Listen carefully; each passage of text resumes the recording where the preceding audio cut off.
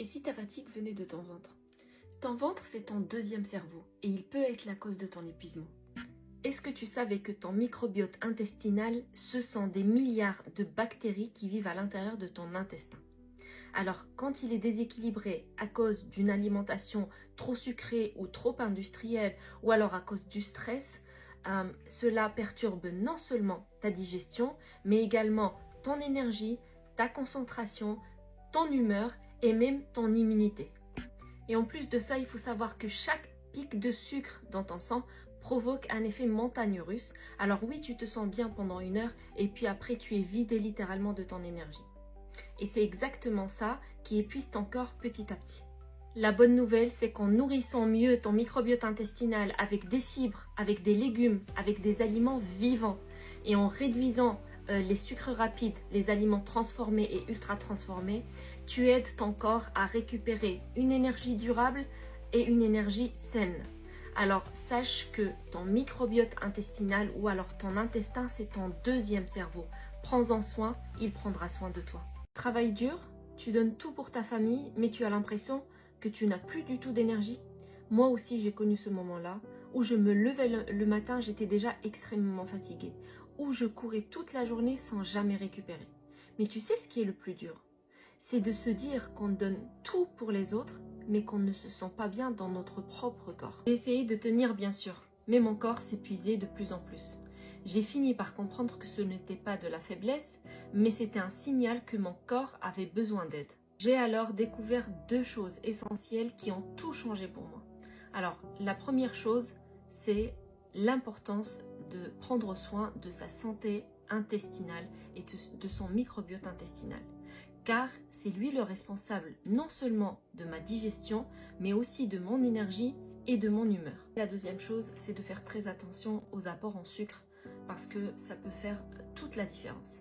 Alors, pour réguler tout ça, j'ai adopté un programme de relance métabolique qui m'a énormément aidé, qui est très simple. Il est basé sur 2 choses. La première chose, c'est le jeûne intermittent. Et la deuxième chose, c'est 2 compléments alimentaires qui sont 100% naturels et qui agissent en synergie. En les associant au jeûne intermittent, ça donne vraiment de résultats extraordinaires. Sais-tu que le matin au réveil, les niveaux d'insuline dans ton corps sont très bas et ton corps est en train de brûler les graisses et les transformer en énergie sans même que tu fasses d'efforts. Et là, tu as 2 choix. C'est soit tu ne manges pas le matin et tu laisses tes niveaux d'insuline au plus bas et tu laisses ton corps continuer cette phase de combustion des graisses, il brûle les graisses et les transforme en énergie. Ou alors tu vas prendre un petit déjeuner parce que tu t'es convaincu toi-même que le petit déjeuner était le repas le plus important de la journée. Et là, dès que tu vas manger, les niveaux d'insuline vont être élevés, ton corps va arrêter la combustion des graisses et va basculer directement en mode stockage. Tu auras donc gâché une opportunité en or, c'est de permettre à ton corps de continuer la combustion des graisses pendant 4 ou 5 heures après ton réveil sans même fournir aucun effort. D'où l'intérêt du jeûne intermittent que je conseille vivement à toutes les personnes qui ont besoin de perdre du poids. Quand tu te lèves le matin, bois de l'eau, bois du thé, bois des infusions mais sans sucre et laisse quelques heures avant de manger pour que ton corps puisse continuer ce travail de la combustion des graisses. Disons que tu veux perdre du poids mais que tu as déjà essayé beaucoup de choses, beaucoup de régimes mais en vain et que tu ne sais pas comment faire. La chose la plus importante à savoir, c'est que si tu fais de la résistance à l'insuline et donc tes niveaux d'insuline sont toujours élevés, ton corps est incapable de brûler les graisses. Au contraire, il ne fait que les stocker après chaque repas. Donc s'il y a bien une chose que tu dois faire, c'est de réussir à diminuer tes niveaux d'insuline au plus bas pour que ton pancréas puisse sécréter une autre hormone qui est le glucagon et c'est cette hormone-là qui est responsable de la combustion des graisses. À ce moment-là, ton corps sera capable d'aller puiser dans ses réserves de graisse, de les brûler et les transformer en énergie.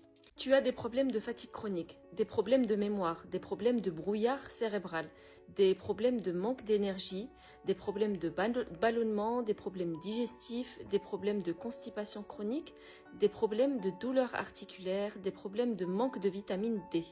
Normalement, ces signes suffisent à tirer la sonnette d'alarme, à te dire que ton foie est en souffrance et à te pousser à mettre des choses en place pour l'aider à aller mieux.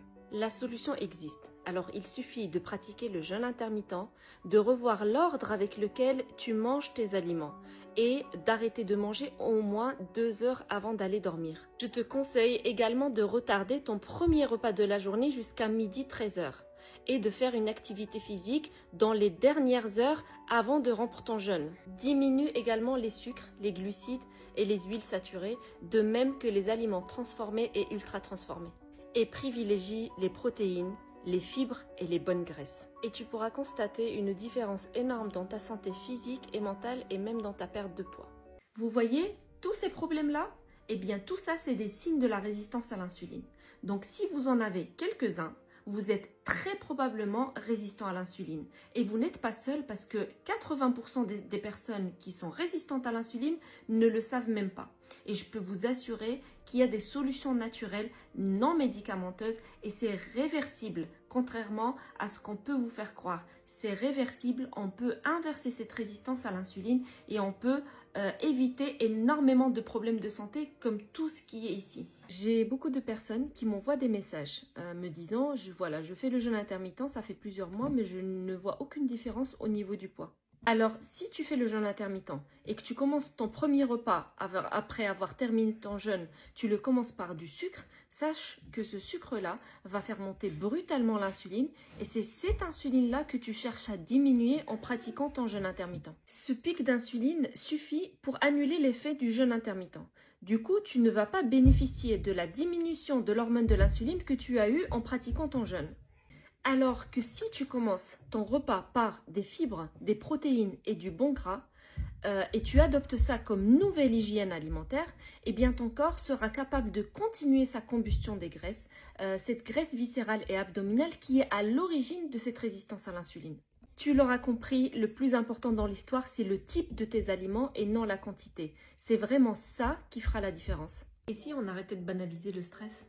Tu te sens stressé sans aucune raison et tout le temps fatigué, sache qu'il y a une hormone qui s'appelle le cortisol, c'est l'hormone du stress. Alors le cortisol joue un rôle très important dans l'organisme, ok ? Mais son excès est néfaste. Maintenant, comment savoir que son taux de cortisol est élevé ? Si tu as une fatigue musculaire, d'accord ? Et des douleurs au niveau des épaules et du cou. Ça peut être le cortisol. Pourquoi ? Parce que le cortisol stimule nos muscles pour nous faire bouger en temps normal, d'accord ? Donc, s'il est en excès, ça va continuer à stimuler nos muscles, même en temps de repos. Et c'est ça qui va provoquer cette fatigue et ces douleurs musculaires. Si tu as du mal à t'endormir ou une mauvaise qualité de sommeil, sache que ça peut être le cortisol. Pourquoi ? Parce que pour s'endormir, notre corps doit sécréter la mélatonine. Et cette mélatonine ne peut pas être sécrétée tant que le taux de cortisol est élevé. Si tu as toujours faim et tu as toujours envie de manger du sucre, ça peut être le cortisol. Pourquoi ? Parce que quand le cortisol est élevé, ça stimule la sécrétion de l'insuline. Et quand l'insuline est élevée dans le sang et qu'il n'y a pas de sucre, eh bien on a faim.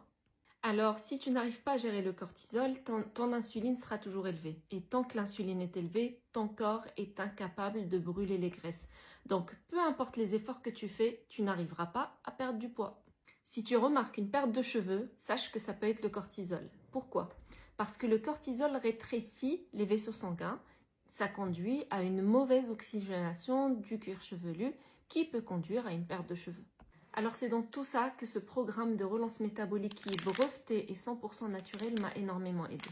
Alors ce ne sont pas des médicaments, c'est un style de vie qui pousse le corps à s'auto-équilibrer et ça procure une meilleure santé physique et mentale.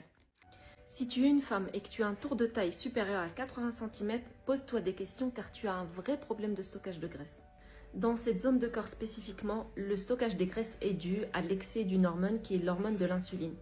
Alors il faut savoir que la graisse qui est visible et qui dépasse n'est pas le vrai problème. Le vrai problème, c'est toute la graisse viscérale qu'il y a en dessous. À cause de notre mauvaise alimentation, de notre mauvaise hygiène de vie et d'une consommation trop importante de sucre, le sucre est partout. On en consomme beaucoup plus que nos besoins. Le corps va prendre ses besoins et il va les utiliser rapidement et il va stocker le reste sous forme de graisse. Car ton corps est tout le temps devant deux choix. C'est soit il reste avec un niveau de sucre trop élevé, ce qui est catastrophique pour le corps, ou alors il va décider de stocker l'excès de ce sucre-là sous forme de graisse là où il peut. et souvent c'est au niveau viscéral et abdominal. Abonne-toi pour plus de conseils à ce sujet, partage la vidéo avec les personnes intéressées et dis-moi en commentaire si l'information a été claire et utile pour toi.